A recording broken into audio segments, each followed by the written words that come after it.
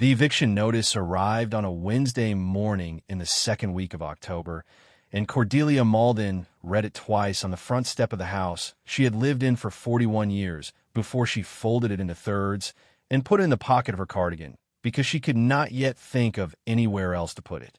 She was 79 years old. She had buried her husband Wendell 6 years earlier on a cold March afternoon, and in the time since, she had kept the small bungalow on Persimmon Street in the way Wendell would have wanted it kept. The mortgage had been paid off in 1998, and Cordelia had assumed, the way people assume the floor will hold under their feet, that the house was hers. The house had not been hers. It had been in a trust that Wendell's older brother Theron had administered as a tax arrangement back in 1984.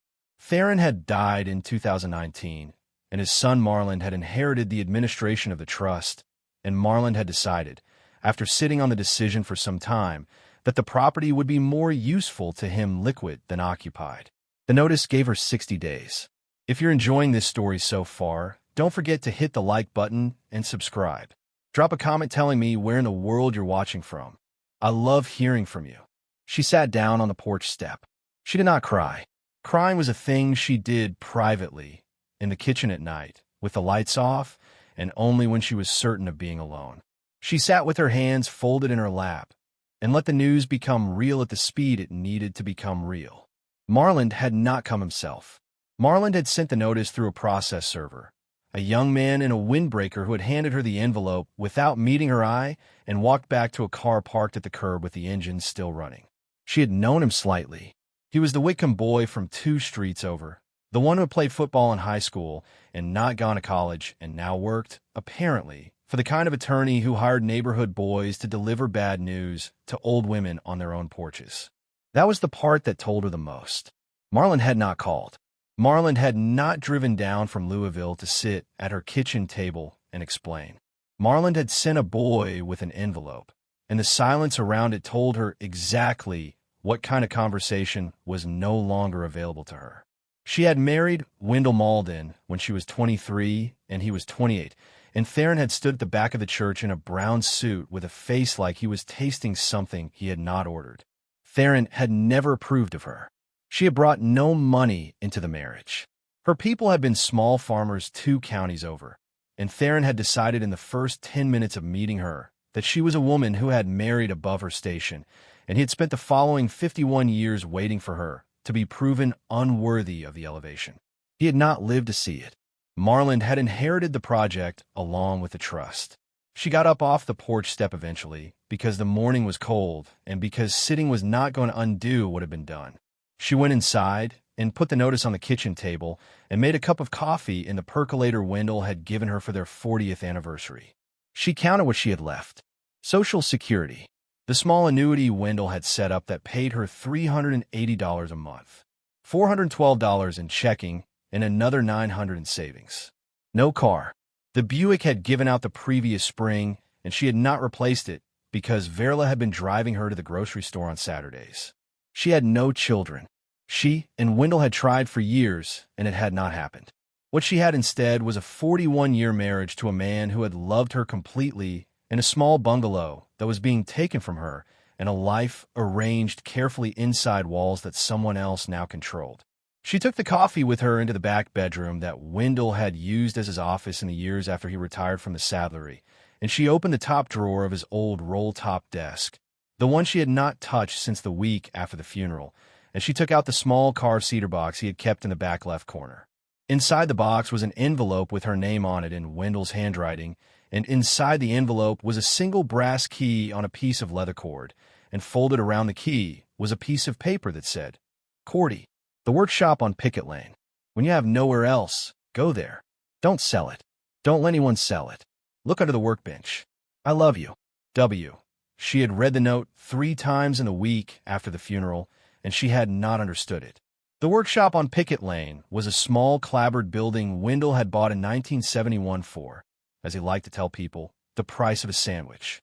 He had paid $10 for it at a tax sale because the previous owner had died with no heirs and the property had sat unclaimed for 2 years.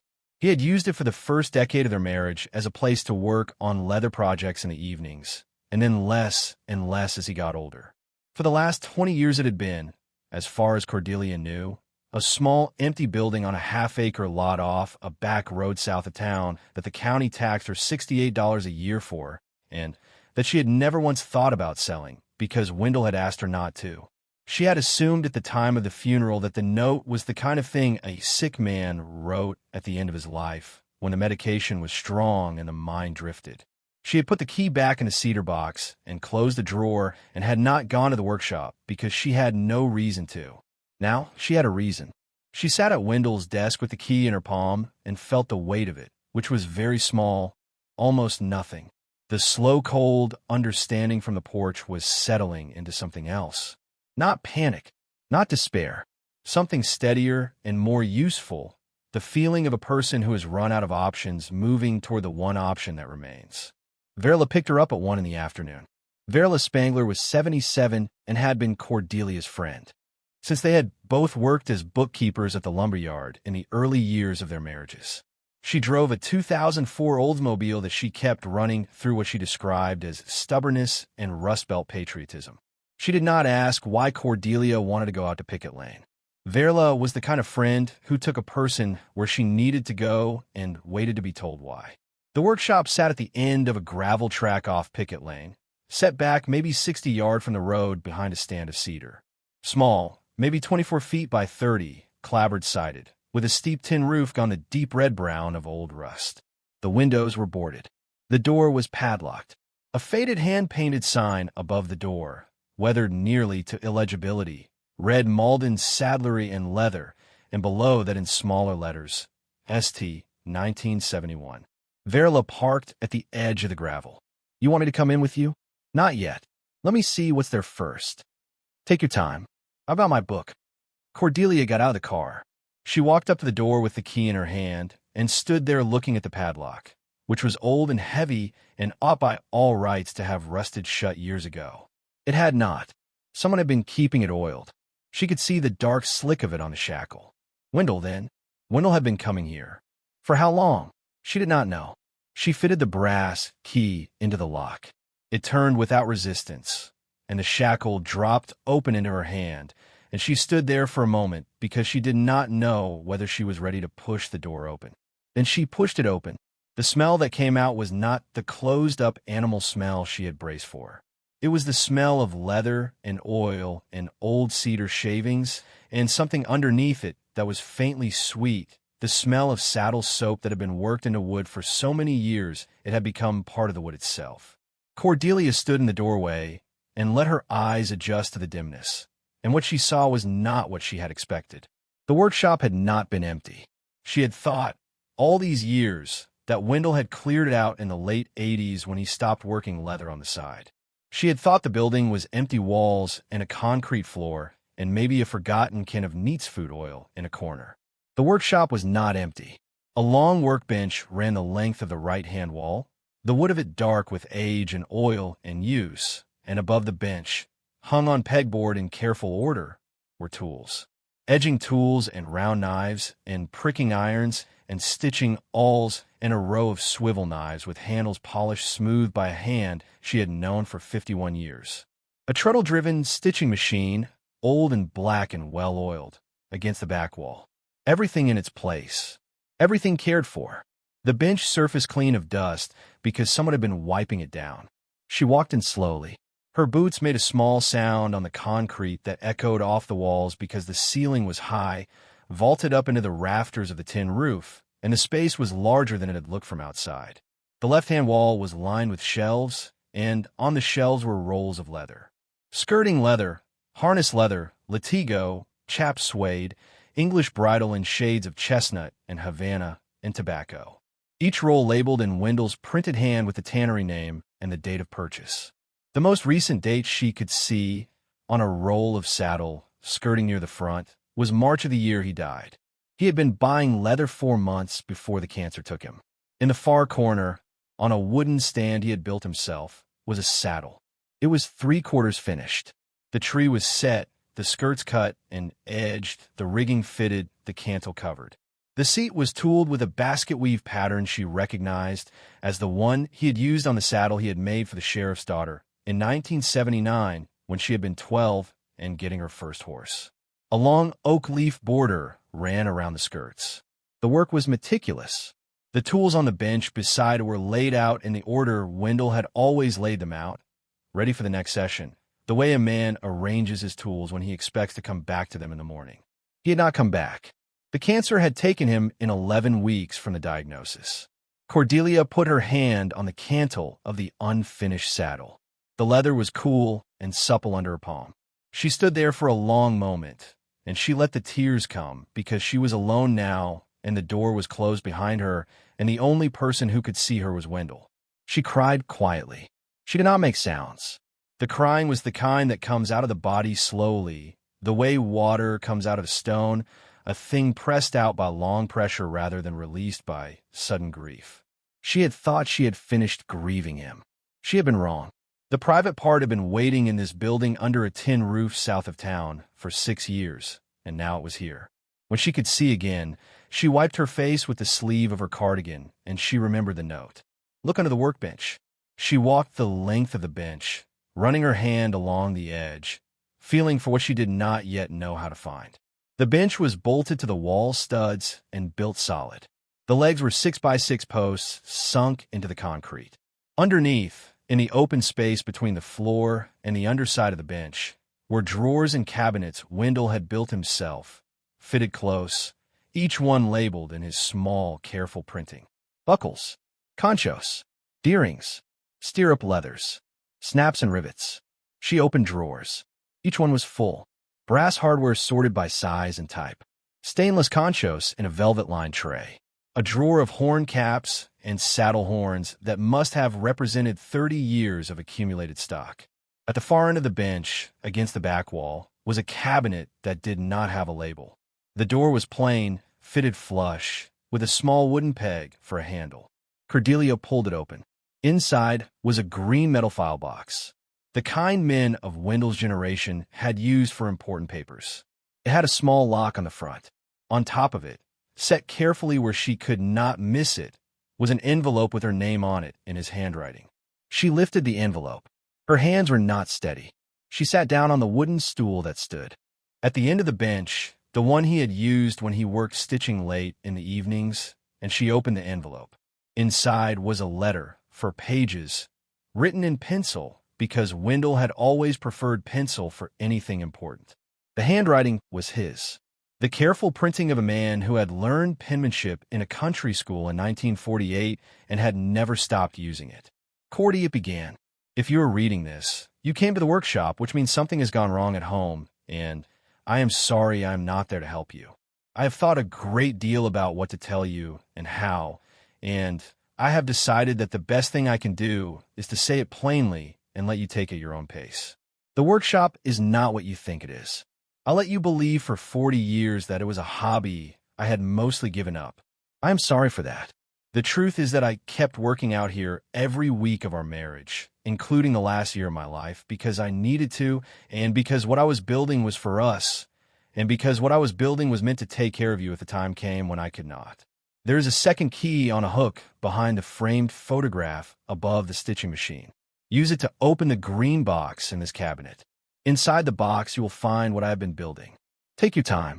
You do not have to do anything today. You only have to know that it is here. I love you. I have always loved you. Wendell. She read it twice, then folded it carefully and put it back in the envelope and set the envelope on the bench beside her. She walked over to the stitching machine. Above it, on the wall, was a framed photograph she had never seen before. Wendell is a young man, maybe 25, standing in front of the workshop. The clapboard was newer in the picture, the paint fresh, the sign above the door bright. He was wearing a leather apron and holding a half-finished saddle skirt in one hand.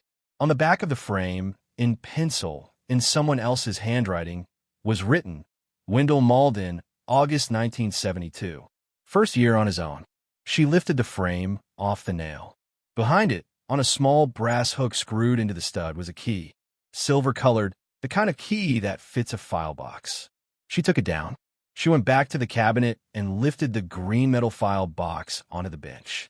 It was heavier than she had expected.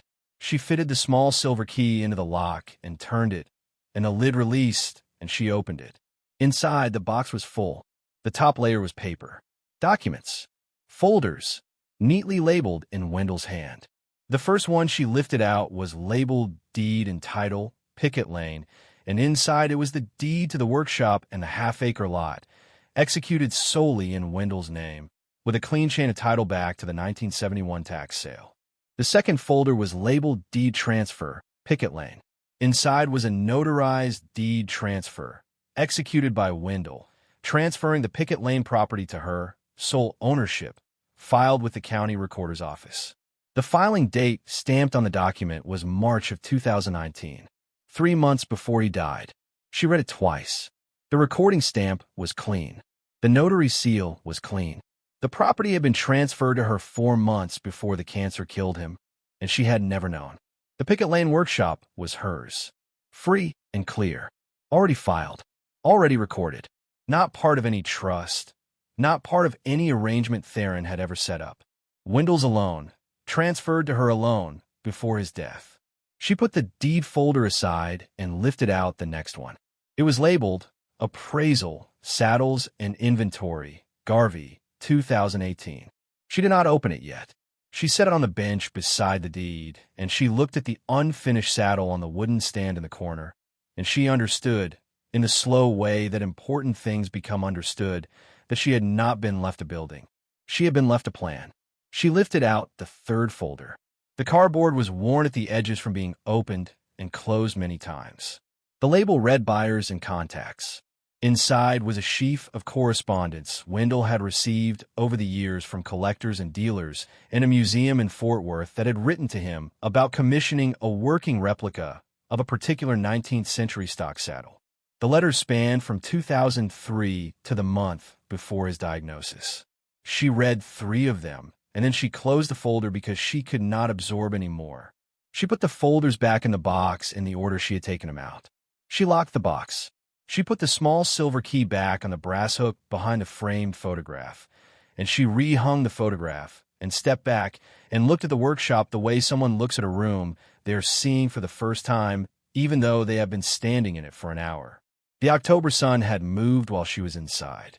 The strip of light that came through the gap at the top of the door had shifted from the floor to the lower edge of the bench. She had been in the workshop longer than she had realized. She walked out. She locked the door behind her. She walked down the gravel track to Verla's idling Oldsmobile and sat down in the passenger seat, and she did not say anything for a moment. Verla looked at her. "You all right?" "I will be. You find what you were looking for?" "I found more than I was looking for. I'll tell you in a little while, Verla. Let me sit with it first." "Take your time, honey." Verla put the car in reverse and backed slowly down the gravel track and turned out onto Pickett Lane and headed back toward town. Cordelia rode home with her hand in the pocket of her cardigan, the brass key warm against her palm, and the eviction notice folded in the other pocket against her hip. At her own kitchen table, half an hour later, with a fresh cup of coffee in front of her and the curtains pulled across the window, she opened the second folder. The Appraisal. Garvey, 2018. The name on the cover page was Howell Garvey of Lexington, Kentucky. Appraiser, Western and Working Saddle Collections, Estate and Insurance Valuations. The cover letter was addressed to Wendell, dated November of 2018, signed in a careful slanted hand. Howell Garvey had visited the Pickett Lane workshop in October of 2018, 8 months before Wendell's death. He had examined every piece in the workshop, photographed each one, documented provenance where Wendell had records, and produced a formal written appraisal suitable for insurance and estate purposes. She turned to the summary page. The summary listed 14 items. 11 finished saddles, the unfinished one in the corner, a pair of museum-quality parade saddles Wendell had restored for a private collector who had never come back to claim them, and against whom Wendell had a documented mechanics lien filed in 2014, and the inventory of tools and leather stock. The 11 finished saddles included 3 Wendell had built on commission from a Texas collector named Aubrey Stillwell in the late 90s, saddles that had been paid for and never picked up because Stillwell had died before he could come for them. The estate had told Wendell in writing to keep them in lieu of the deposit. The saddles were Wendell's, free and clear. She read each appraised value. Then she added the numbers. She added them twice, because the first time her hand was shaking and she could not be sure of the sum. The conservative total, the lower end of Howell Garvey's professional appraisal, the number he would stake his name on without reservation, was the kind of number that did not change the shape of a life entirely, but changed the pressure of it. It was enough to find another place to live. It was enough to finish the unfinished saddle if she could find someone Wendell had trusted to finish it. It was enough to stop being a woman with 60 days and $412 in checking. It was enough to stand on. She sat at the kitchen table for a long time. She thought about Wendell driving out to Pickett Lane on Tuesday afternoons when she had thought he was at the hardware store. She thought about him spending 8 months in 2018 working with Howell Garvey to document everything, because he had started to suspect the cancer was something more than he was telling her. She thought about him executing the deed transfer in March, 3 months before he died, while she was assuming the workshop was a hobby he had mostly given up. She thought about the eviction notice in her other pocket. She thought about Marland, who did not know about the workshop because Wendell had kept it carefully separate from the trust Theron had administered, because Wendell, in his quiet way, had understood his brother and his nephew better than they had ever understood him. She did not feel triumphant. She did not feel vindicated. She felt, sitting at her kitchen table with the appraisal in front of her, the steady widening of a feeling she had not had in a long time, which was the feeling of standing on ground that someone else did not control. Verla called at 6. "You want company? Or you want to be alone tonight? Come over. Bring a casserole if you've got one. I need to tell you something." Half an hour. Cordelia hung up the phone.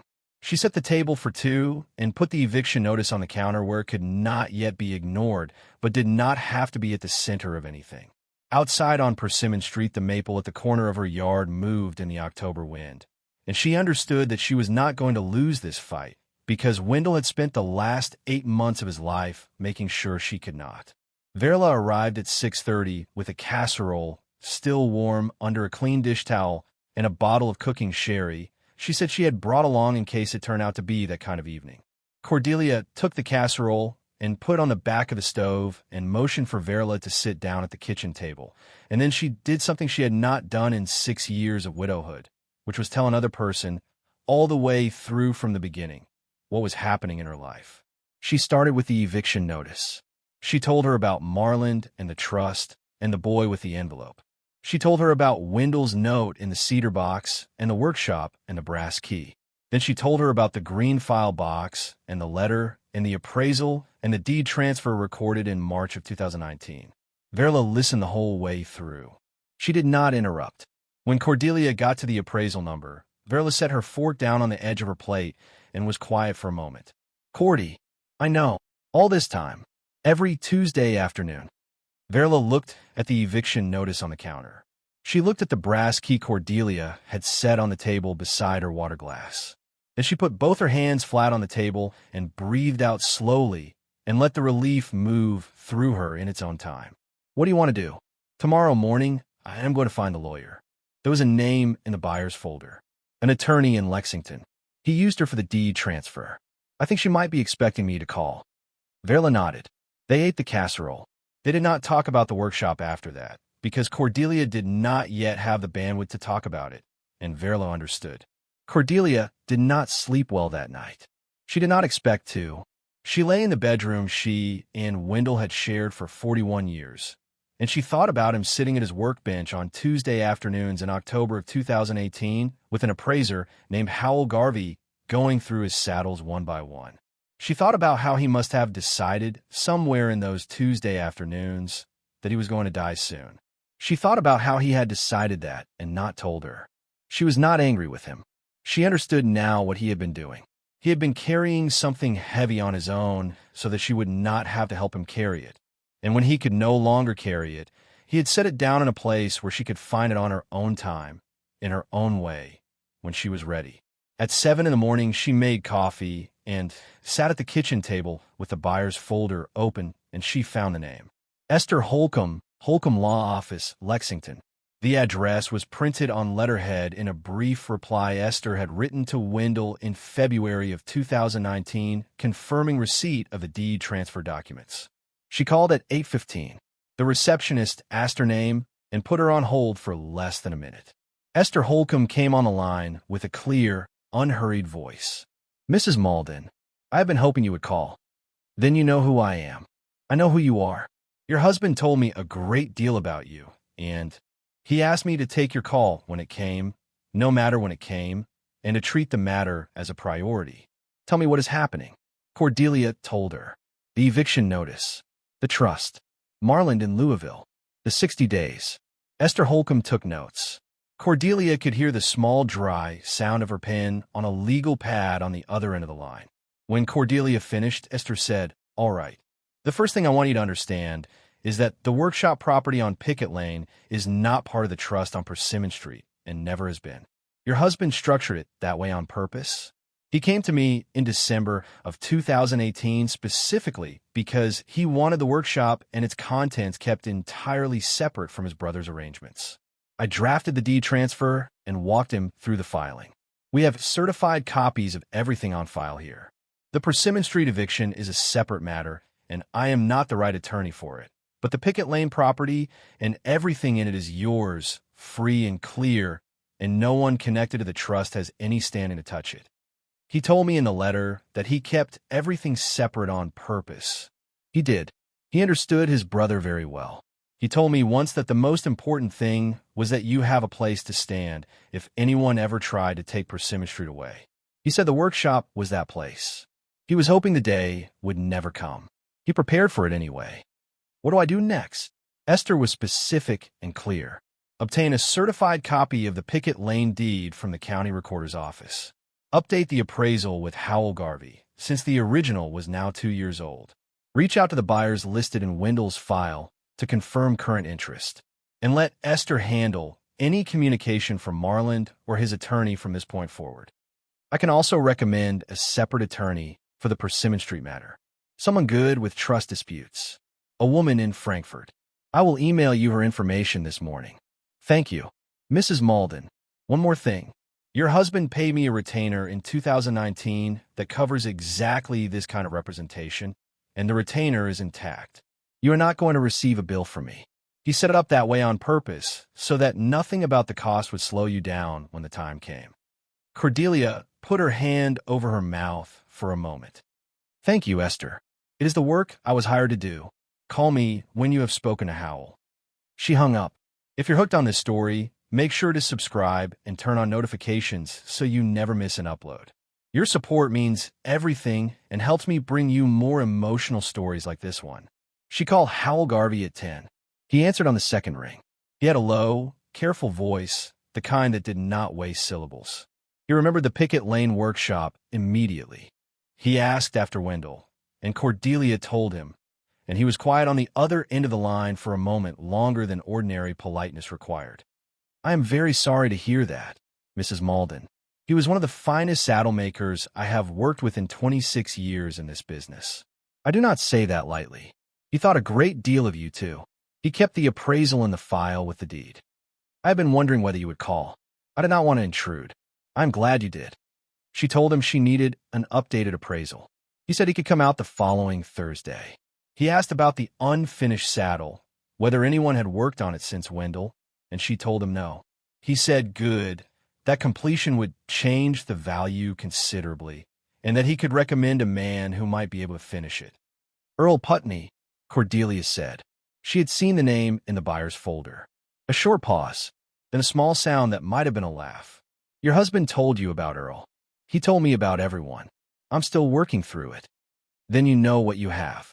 I am starting to understand." Howell said the market for working Western saddles by named makers had moved upward in the last 2 years, particularly for documented restorations and original commissions with provenance, and that he expected the updated numbers to reflect that. She wrote Thursday on a piece of paper and underlined it. That afternoon, she called Earl Putney. Earl was 78 and lived north of Danville.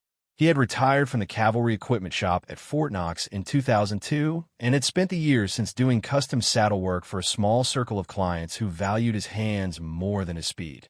He had known Wendell for 31 years. They had met at a leatherworking demonstration in Frankfurt in 1992 and had been corresponding by letter ever since.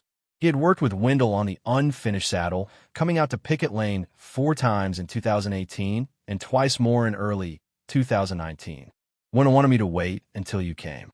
He told me, do not start the saddle without her. He said you might want to be part of it, or you might want to sell it as is. He said it was your decision, and I should wait. Cordelia did not know what to say for a moment. She sat at the kitchen table with the phone against her ear, and she looked at the eviction notice still on the counter, and she felt something widen in her chest that had been narrow for 6 years. He said that. He said that. Word for word. Earl, would you be willing to finish it? I have been waiting to. Only question is timing. When could we meet? Saturday morning works if it works for you. Bring the key. I will. The call from Marlin came on Tuesday morning. He had let 4 days go by since the notice was served, which Cordelia recognized as a deliberate choice. He had wanted her to sit with it long enough to start panicking. She let the phone ring 4 times before she picked up. Aunt Cordelia? He had never called her aunt in his life. The word sat between them on the line like something he had decided to try on for the occasion. Marlin, I wanted to follow up on the notice. I'm sure it was a shock. I have been thinking about how to make this easier for you. I am listening. There is no need for this to be unpleasant. The trust has been considering its position for some time, and my father always wanted to make sure the family arrangements were handled properly. We could extend your timeline by another 60 days if that would help. We could also discuss a buyout arrangement. I did not want to put you in a difficult position at your age. At your age. The phrase came out of him as though he were patting her on the head from 300 miles away. What kind of buyout? A modest payment to help you with relocation expenses. Nothing extravagant, but enough to ease the transition. We could be reasonable. She let him talk. She listened to the cadence of it. She thought about how Wendell had described his nephew once, after a Christmas visit during which Marlin had spent an hour explaining why he should put more money into a particular mutual fund. Marlin sells you something you do not want, and then asks you to thank him for the opportunity. Marlin, I appreciate the call. I'm going to need you to direct any further communication to my attorney. A silence on the line. The wrong kind of silence. The kind that meant he had not been expecting her to have one. Your attorney, Esther Holcomb in Lexington. She will be in touch with your attorney later this week. Anything further about the Persimmon Street property should go through her. Aunt Cordelia, there's really no need for that. We are family. I'm sure we can work this out without involving lawyers. We are not working it out without involving lawyers, Marlin, because you involved lawyers when you sent a process server to my porch. I'm simply meeting you where you started. I'm not angry. I am just being clear. Another silence. I will have my attorney call yours. That is the right approach. She hung up. She sat with her hands folded in her lap for a moment. She had not raised her voice. She had simply taken a conversation he had been trying to have on his terms and moved it onto hers. And the moving had taken less than 2 minutes, and at the end of it, he had not known what to say. She called Esther Holcomb and told her the conversation had happened. Esther was not surprised. She said she would draft a formal letter of representation that morning and send it to Marlin's attorney by certified mail. She also said she would coordinate with Della Crane in Frankfurt, who had already, in the 24 hours since the email introduction, pulled the trust document from the county clerk's office and begun reviewing them. Della Crane called the next afternoon. She was 61, sharp-voiced, the kind of attorney who had grown up in a family of farmers and learned the law late and brought to it the particular skepticism of a person who had watched paperwork be used against her relatives more than once. She had read the trust documents twice. She had questions, she said, about how the trust had been administered between 1984 and 2019, and particularly about a series of property tax payments that appear to have come from Wendell's personal accounts rather than from the trust itself. I'm not going to make promises. I have looked at the documents for one day, but there are some things in here that do not add up the way Marlin is hoping they add up, and I want to spend 2 more weeks looking before I tell you what I think we can do. Take the time. In the meantime, do not respond to any further communication from him directly. Send everything to me. If he shows up at your house, you do not have to let him in. Understood. She felt, hanging up the phone, that she had gone from being a woman alone on a porch with an envelope to being a woman with a small, careful structure of professionals around her. Howell Garvey arrived on Thursday at 9 in the morning. He drove a gray Tacoma with a camper shell on the back. He shook Cordelia's hand once, firmly, and walked into the workshop with the easy authority of someone who had been there before and knew what he was looking at. He spent 3 hours and 20 minutes with the saddles, moving through them in the order Wendell had stored them, working with a small notebook and a camera and a tape measure and a magnifying loupe he used to check stitch work. He did not talk while he worked. Cordelia sat on the wooden stool at the end of the workbench and watched him work, and she did not interrupt. He looked at the unfinished saddle for a long time. He photographed it from every angle. He bent down to look at the underside of the skirts. He ran a thumb along the tooling on the seat. Earl is finishing this one? He starts Saturday. Good. Tell him not to change the basket weave pattern on the seat. Tell him to keep the oak leaf border at the original gauge. The buyer who is going to want this saddle is going to want it exactly as Wendell drew it. Earl will understand. I will tell him. When Howell was finished, he stood outside in the thin Thursday sun by the door of the workshop and looked at his notes. The market has moved on you. Esther mentioned upward. Upward, and not by a small amount, particularly on the 3 Stillwell commissions. 2 auctions in the past 8 months sold comparable working saddles by named makers above the upper end of my 2018 projection. 1 in Texas, 1 in Wyoming. The Stillwell saddles have additional value because of the documented commission history and the lien correspondence. Collectors pay for that kind of provenance. He named a number. Cordelia kept her face still. The unfinished one, when Earl completes it, will be the most valuable piece in the collection.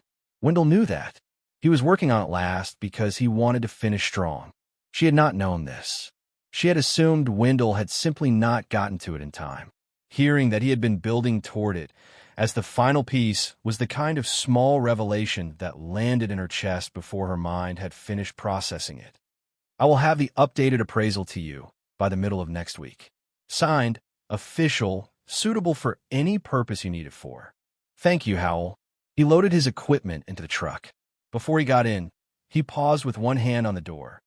Mrs. Mauldin, Wendell did the best work of his career in the last 5 years of his life. He knew what he was building. He wanted you to know what he was building. I'm glad you came out here. He drove down the gravel track and was gone. Cordelia stood in the thin sunlight by the workshop door. She thought about Wendell in the last 5 years, the years she had thought of as the slow decline. Years. He had not been setting things down. He had been working at the highest level he had ever worked, in a place she did not know he was doing it. Earl Putney arrived on Saturday morning in a truck older than Cordelia's late Buick. He was a wiry man with white hair cut close to his scalp and hands that moved with the particular economy of someone who had been doing fine leather work for 60 years. He shook Cordelia's hand once and walked directly into the workshop and went to the unfinished saddle without preamble. He stood beside it for a full minute without touching it. Then he bent down and read the small printed notes Wendell had pinned to the canvas beneath it, written in pencil on small squares of cardstock. Earl read every one. Then he stood up and looked at the saddle as a whole, and he made a small sound that was not quite a word. He got further than I thought he would. When did you see it last? Late April. He was having trouble with his hands by then. The tooling was the last thing he could still do clean. He kept saying the tooling was the part the buyer would see first. He pushed through. He got further than I would have bet on in his condition. There was something careful in the way he said it. The careful way a craftsman speaks about another craftsman's last work. Earl, Howell Garvey came Thursday. He said to keep the basket weave at the original gauge and not to change the oak leaf border. He would say that. He is right. They spent 2 hours together in the workshop. Earl examined every fitting and gave her his honest estimate. 3 weeks if the magneto on the stitching machine held up, for weeks if it did not. He gave her a number for the work. It was fair and specific. She wrote him a check from the savings account for the deposit, and he tucked it into the breast pocket of his shirt without looking at the amount. Earl, Mrs. Mauldin, he said, wait for me. Why did he say that? Earl was quiet for a moment. He looked at the saddle. He looked at the workshop around him.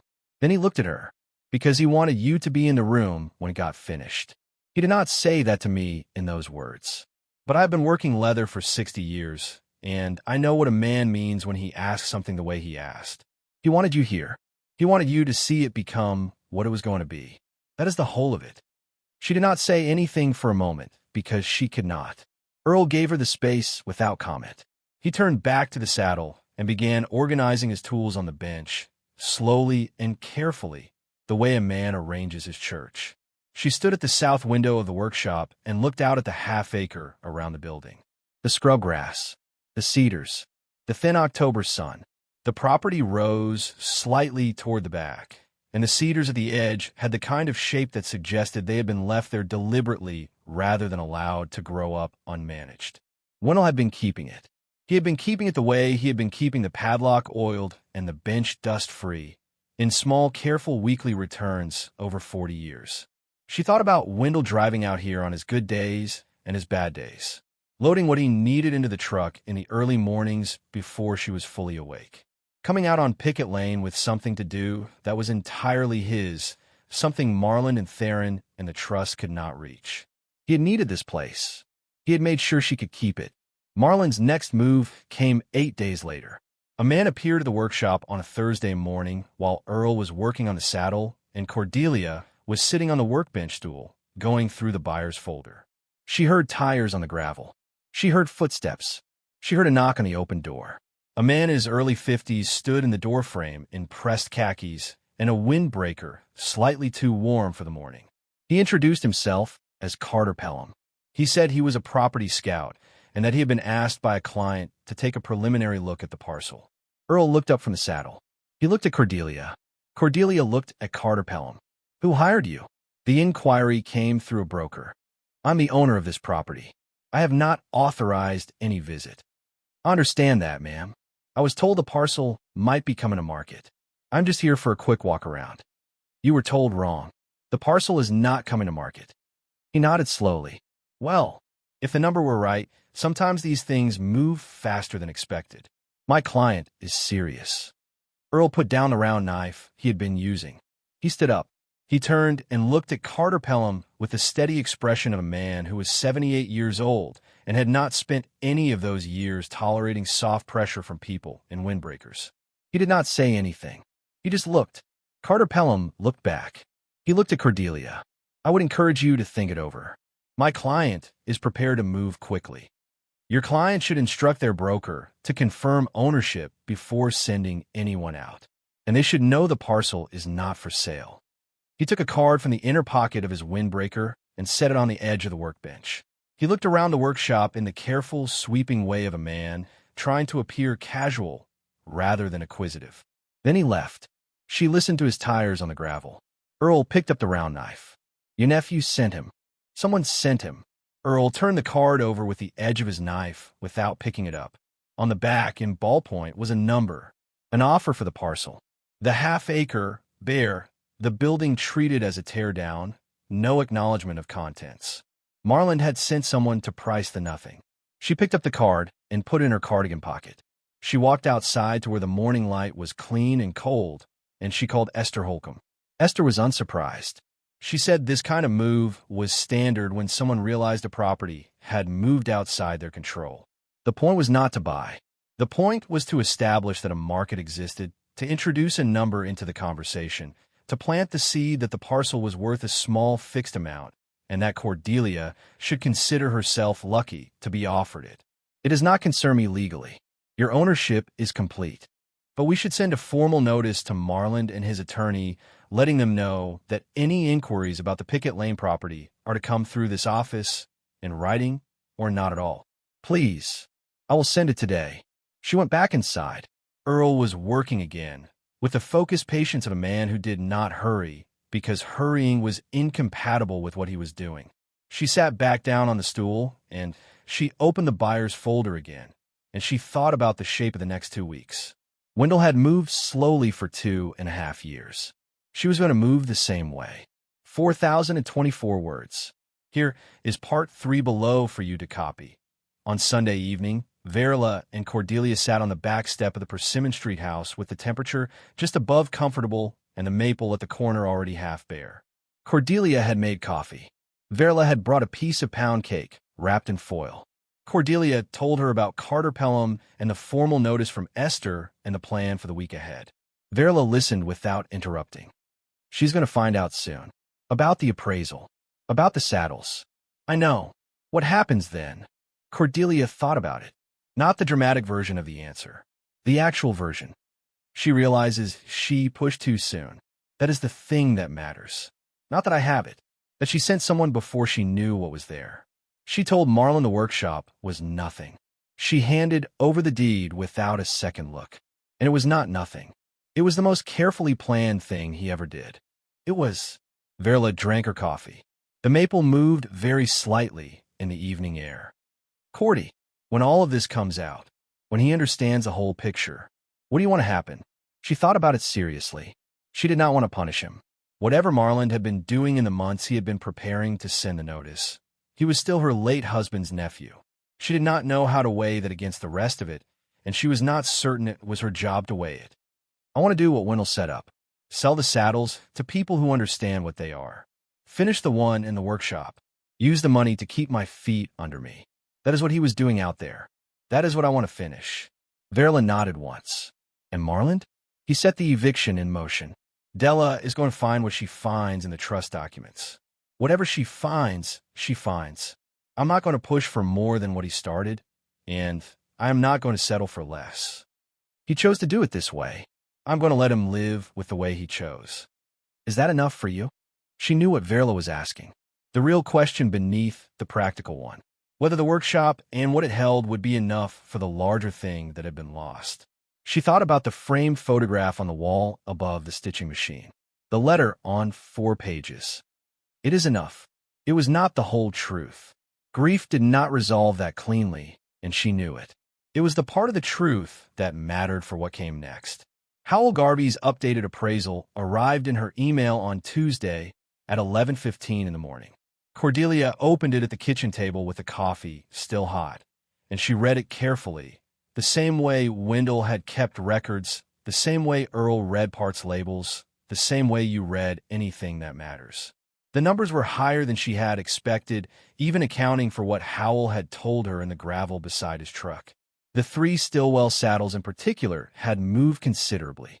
Howell had documented 2 comparable sales in the past 30 days, one in Texas and one in Wyoming, and the current appraisal reflected those comps with margin.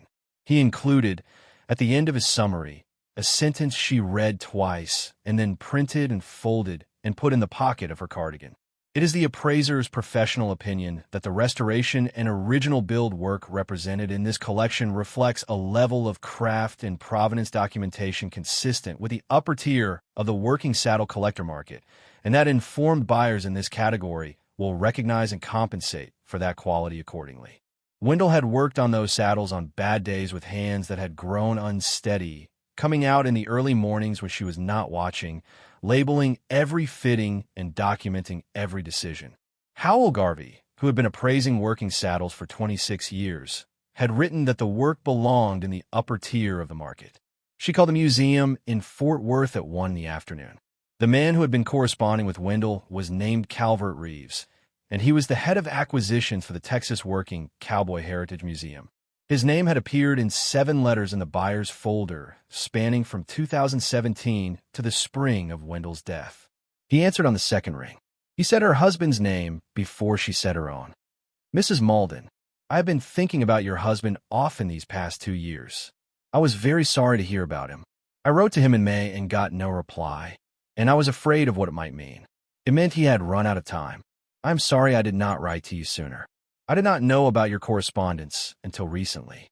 Please do not apologize. I understand. They talked about the unfinished saddle. Calvert had not stopped thinking about it. He had been waiting for it for 2.5 years, and Wendell's slow, steady letters about the build, with photographs enclosed at each stage, had become something he checked the museum's mail for. He asked about Cordelia's timeline. She told him she expected to be in a position to discuss terms within 5 weeks, when Earl had finished the saddle.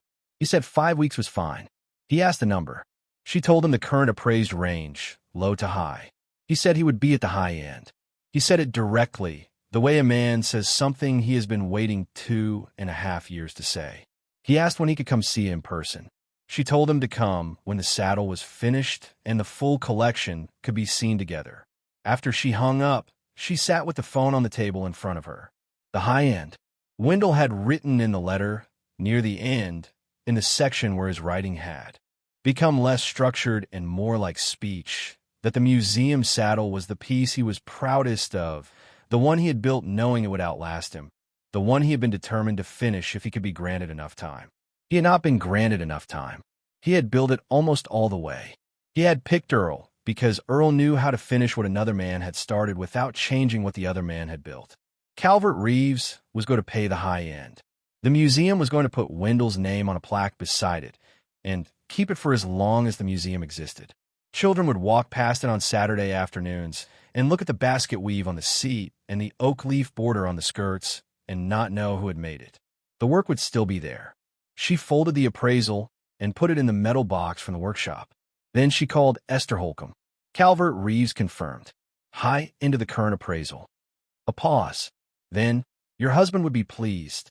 I think you would. Esther said the formal notice had gone to Marlon's attorney that morning, that any further contact about the Pickett Lane property would now go through her office. She said she expected a response within the week, and that when it came, they would handle whatever it contained. They would handle it. Cordelia liked that. The plural. Delacrane called on Friday afternoon. She had spent 2.5 weeks on the trust documents, and she had questions that had become answers. She did so in the voice of a woman who had been doing this work for a long time and knew when she was holding something solid. Cordelia, I want to walk you through what I have. I'm not going to oversell it. I'm going to tell you what is in the documents. All right. The trust that Theron Mauldin set up in 1984 was structured as a revocable family trust with Theron as trustee and your husband as primary beneficiary during his lifetime. The trust held the Persimmon Street property nominally, with Wendell as the resident and primary economic interest. The trust was supposed to be administered for Wendell's benefit while he lived and then pass through specific provisions on his death. All right, those provisions are where it gets interesting. The original 1984 trust document specifies that on Wendell's death, residential property held by the trust passes to his surviving spouse with a lifetime tenancy that converts to full ownership after 5 years if she remains in residence. Cordelia put her hand on the kitchen table. Say that again. On Wendell's death, residential property held by the trust passes to you with a lifetime tenancy that converts to full ownership after 5 years if you remain in residence. You died into that tenancy 6 years ago. The 5-year mark passed in March of this year. The house is mine. The house has been yours since March. The trust no longer has authority over it. Theron knew that. Marlon either does not know or is hoping you do not know. Either way, the eviction notice he served on you in October has no legal foundation because the trust ceased to control the Persimmon Street property 7 months before the notice was filed. Cordelia was quiet for a moment. How did Marlon not know this? He may have known and gambled. He may have inherited the administrative role and looked only at the original 1984 documents without noticing the conversion clause, which is in the appendix. It does not matter for our purposes. What matters is that the eviction itself is over the moment we file. I would like to file Monday morning. Cordelia thought about it. File Monday. There is one more thing. Wendell's executor of the trust documents was his attorney Pelham, the same firm that handled his estate. Pelham retired in 2020, and the file passed to a junior partner who clearly never read the 1984 appendix. That is partly why this got as far as it did. All right, Cordelia, your husband knew about the conversion clause. He had to. He helped Theron draft it. I have a draft note in Wendell's handwriting in the file from 1984. He insisted on the conversion clause. Theron wanted a simple lifetime tenancy that reverted to the trust on your death. Wendell pushed for the 5-year conversion to full ownership. Theron eventually agreed. 41 years ago, when your husband was helping his brother set up a tax arrangement that benefited their family, he made sure that if anything ever went wrong between you and the trust, you would have a path to owning the house outright. She did not say anything for a moment. She cannot. He thought of everything, Cordelia. He really did. I am beginning to understand that. She set the phone down. Outside on Persimmon Street, it was the kind of late October afternoon when the light comes in slanted and the leaves on the maple were stripping off 2 and 3 at a time. She had been 79 years old at 9 in the morning on a Wednesday 3 weeks ago, standing on a porch with an eviction notice in her cardigan pocket, looking at the maple Wendell had planted in 1981 and wondering how she was going to leave it. She was 79 years old now, sitting at her kitchen table, holding a phone that had just told her the house had been hers since March and she had not known. She did not feel triumphant. She did not feel vindicated. She felt that she had been seen all along. Seen by a man who had been gone for 6 years and had still managed, from where he had gone, to keep her seen. Marlon's lawyer called Esther Holcomb on Wednesday of the following week. He used the word misunderstanding twice in the opening minute. Esther let him. Then she told him very calmly what would happen if he used the word a third time. He stopped using it. He asked what Cordelia wanted. Esther said she would call him back. She drove out to Persimmon Street that evening. She sat at Cordelia's kitchen table with Della Crane on speakerphone, and they walked through the options the way attorneys walk through options, with sheets of yellow legal paper and a single sharp pencil. Cordelia could take it to trial. They would win. It would take 12 to 15 months, and the local paper would write about it, and there would be testimony and depositions, and at the end of it Cordelia would have what she already had plus damages, and possibly Marlon would be disbarred or worse. Or she could settle. Settlement would get the title to Persimmon Street formally and cleanly into her name within 30 days. It would get a check for damages. It would let Marlon avoid the bar complaint Della had not yet filed but had drafted. What would you do? Cordelia asked. I would file the bar complaint anyway, Della said over the speakerphone. But I am 61 and have been waiting my whole career for a case like this one. You are 79. You have other things to do with your time. So tell me what you want, and we will make it happen. Cordelia thought about it. File the bar complaint. Settle the civil matter. I want the Persimmon Street title in my name clean. I want the trust dissolved. I want the eviction filing withdrawn and a written apology signed by Marlon. I do not need the apology to go anywhere. I need it to be on paper that I can put in the metal box with Wendell's letter. Della did not comment. She wrote it down. Esther wrote it down on her own pad. Done, Della said. It took 6 weeks. The settlement was signed on a Wednesday in December in a conference room in Lexington, with Cordelia sitting on one side of the table in the navy blue dress she had bought for Wendell's funeral and Marlon sitting on the other side, looking like he had aged 10 years in 2 months. He did not look at her once during the signing. He signed his name on every page Esther put in front of him. At the end, when she slid across the page with the apology typed at the top, his hand shook, and he signed it anyway, and Esther took it and folded it and put it in the file. Cordelia shook his hand on the way out. He had not offered. She had offered first. He took it because there was nothing else for him to do. His palm was cold and dry, the way Theron's had always been, and Cordelia thought, walking out of the building, that she had finally come all the way around to the other side of something that had started before she was born into this family. The bar complaint was filed. Marlon accepted a 6-month suspension and a fine and a continuing education requirement on fiduciary practice. His wife told Verla's grandson's wife at a Christmas party that they had decided to move to Florida.